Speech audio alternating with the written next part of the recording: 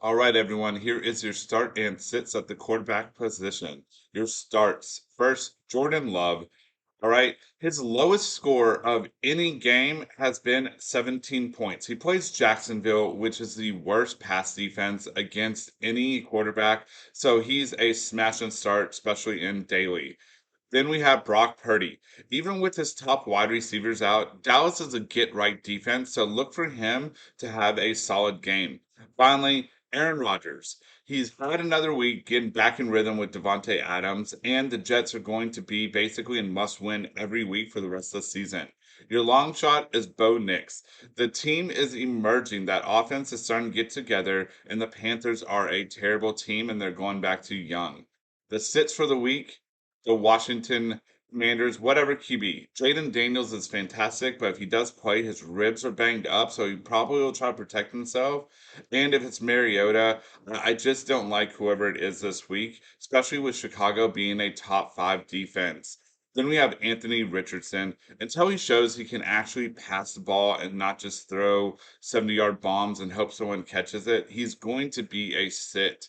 And finally, Baker Mayfield. He lost his top two wide receivers this past week, and it's a huge drop down to number three. And he has a borderline top 10 defense in Atlanta that's done really well of holding quarterbacks in check. So that's your start and sits at the quarterback position. Week 8 running backs, who you guys starting, who you sitting. I'll tell you who I'm starting. Kareem Hunt of the Kansas City Chiefs taking on the Las Vegas Raiders. Listen, the guy's been back 3 weeks and he's got 3 TDs with a minimum of 16 carries and at least 80 yards from scrimmage in those 3 games. Last 2 games, he's been seeing over 60% of snaps. So, yeah, we're all in on Kareem Hunt this week. Plus, I saw the way he was bruising up that 49ers defense last week. Guy gets yards. We're also starting Javonte Williams of the Denver Broncos versus the Carolina Panthers. I know the game script helped him out a lot last week to the tune of 14 rushes, 88 yards, and 2 TDs. Well, I expect the game script to be very similar this week. Denver should be playing with a lead against Carolina, thus more rushes. Najee Harris, Pittsburgh Steelers versus the New York Giants. Listen, the guys had back-to-back 100-yard weeks, and last week he saw 21 rushes, 102 yards, plus the touchdown. He's seeing 36 snaps per game. My long shot, we're looking at Tank Bigsby of Jacksonville Jaguars taking on the Green Bay Packers. I know he balled out last week to the tune of 26 touches and over 100 yards. But listen, he's been very volatile this week. Up, down, mostly down. The Packers have a really good secondary. Jacksonville's going to have to establish the run. Look for Tank Bigsby to be putting up points. I want you guys to breathe easy this week, or breathe easy. Breece Hall, the New York Jets taking on New England. This is an obvious start, but I just want to boost your guys' confidence for Breece Hall owners.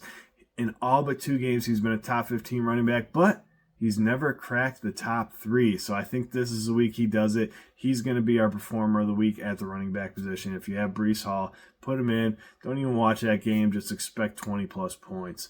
We're sitting Nick Chubb of the Cleveland Browns versus Baltimore. Cleveland's O-line is terrible, and the Baltimore's defense is top in yards per carry at 3.1 yards and yards per game at 51.7 yards. We're also sitting Alexander Madison of the Las Vegas Raiders versus the Kansas City Chiefs. Chiefs have only allowed one rusher over 50 yards this season, and it was Jordan Mason for only 58 yards. In PPR leagues, the Chiefs are ranking first for opposing running backs points per game and second in yards per game at 3.3. We're also sitting Buffalo running backs at Pittsburgh. Tyrone Tracy, Devin Singletary, we don't know who is going to take control of that backfield, and the Pittsburgh defense has 8 takeaways in the last 3 games. Hey guys, how's it going? This week I have some suggestions for who to start and who to sit at wide receiver for your fantasy football teams. Starting off, I like starting Jaden Reed against the Jaguars this week. Reed is coming off a disappointing game in week 7 where he only saw 2 catches for 10 yards against the Texans. I'm not too worried about Reed, however, as the previous 4 games before last week, he scored more than double-digit fantasy points in full PPR. The Jaguars are giving up the 4th most points to fantasy wideouts, and they could be jet lagged after playing their last 2 home games in London in week 6 and week 7. Next up, I just want to say we believe in transparency of the degenerate gambling life, and I have to admit that last week I missed badly when I said to sit this guy. I'm talking about T. Higgins. He has now posted 4 straight games over double-digit fantasy points, and he faces a bipolar Eagles team this week that has struggled to stop opposing fantasy receivers. I'm definitely not betting against Mr. Higgins this week, and I'm definitely starting him in all formats. Next up, I'm starting Jalen Waddle this week against Arizona. The return of Tua Tagovailoa this week lifts the fantasy value of all of Miami's skill position players, and the Cardinals are not exactly adept at stopping the pass. I expect Waddle to finally pay off his fantasy owners for their patience with a big game in Week 8. And lastly, my long shot start of the week is Dontavian Wicks of the Green Bay Packers. Aside from Jaden Reed, the Packers pass catchers have been difficult to predict this year, as Jordan Love likes to spread the ball around to all of his receivers. But Wicks has big play potential, and against this woeful Jaguars secondary, I think Wicks could definitely find the end zone in Week 8. Moving on to my sits for Week 8, let's start with Terry McLaurin against a tough Bears defense. It's also unclear if star rookie quarterback Jaden Daniels is going to go in this one, so I don't like McLaurin's matchup if Mariota is his QB. Obviously, it's okay to start McLaurin if you don't have any better options, but he might be worth keeping on your bench if you are deep at receiver. Next up, I'm sitting Michael Pittman at the Texans. Pittman simply isn't going to get enough quality targets with Anthony Richardson as his quarterback. Richardson has struggled all year with his accuracy, and Pittman is significantly less valuable without Joe Flacco under center. And lastly, I'm sitting Marvin Harrison Jr. versus the Dolphins. The Dolphins gave up the least amount of fantasy points to opposing wideouts, and Harrison has struggled, and he's been banged up over the past couple of weeks. He's still an insane talent with plenty of upside, but I think you can safely keep him out of your lineup for Week 8. These are my starts and sits at tight end for Week 8. This week I'm starting Evan Ingram. The Jaguars face off against a very good Packers team this week. The Packers have played great defense this season, but they've struggled somewhat versus the tight end position. Ingram should see a lot of volume as the Jaguars will likely be playing from behind and need to throw the ball. I'm also starting Cade Otton. It's no secret the injury bug has bitten the Buccaneers hard. The Bucs will be without their top two wide receivers this week, and for that reason I expect Otton to be featured in the passing game. Otton has seen massive volume over the last 5 weeks, and that should only continue in Week 8.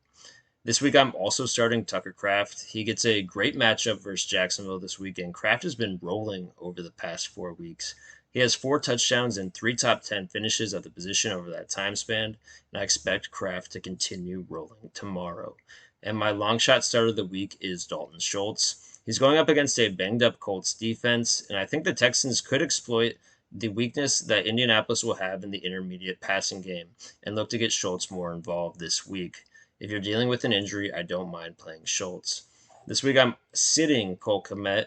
Kmet is coming off a monster 2-touchdown performance, but I wouldn't expect a repeat performance this week as he gets a tougher matchup. I also expect the Bears to spread the ball more to their receivers in this one and for Kmet to slightly disappoint. This week I'm also sitting Pat Freiermuth. Russell Wilson just doesn't throw the ball over the middle of the field, and he's never really supported a top tight end in fantasy football. I just don't think the volume will be there for Muth this week. And finally, I'm sitting Sam Laporta. He's just seeing no volume in the Lions' passing attack, and I see no reason to expect that to change this week, and I would have Laporta glued to the bench until we see evidence that his role will change. These are my starts and sits for defense in Week 8. This week I'm starting the Denver Broncos. They get a great matchup against the Carolina Panthers without Bryce Young. They're coming off a massive performance versus the Saints, and I expect them to follow up on that this week. This week, I'm also starting the Kansas City Chiefs. The Chiefs have only been 14th in fantasy points per game this season. They get a great matchup versus the Raiders, and I think the Chiefs have an elite defense, and that will show in fantasy football in Week 8. This week, I'm also starting the Detroit Lions. The Lions get a great matchup versus Tennessee, who has been devoid of offense this season. I expect the Lions to create some turnovers and get after the quarterback in this one.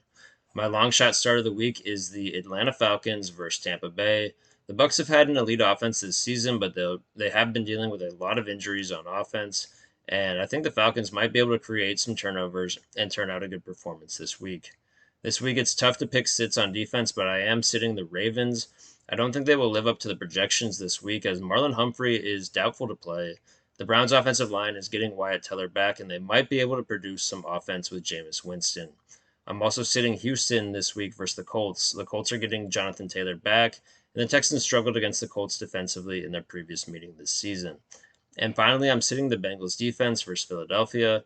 The Eagles are starting to heat up offensively, and I'm not sold on the Bengals defense. They have performed well recently, but I think the run will come to an end this week.